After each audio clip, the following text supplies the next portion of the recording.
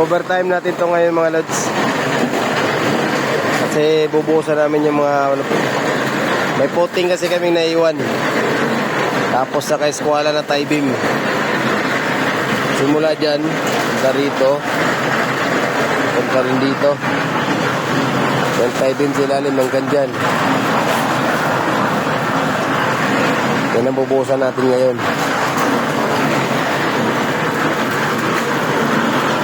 So ito na mga birador namin.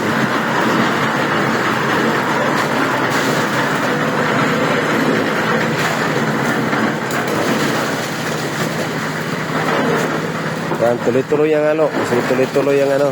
Tapon papunta rito.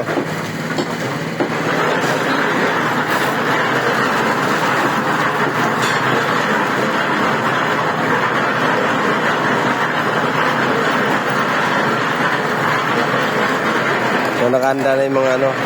Buwangin natin. Graba. Ayan, tuloy-tuloy yung akot. Tuloy-tuloy yung mga halo natin. Kaya yan.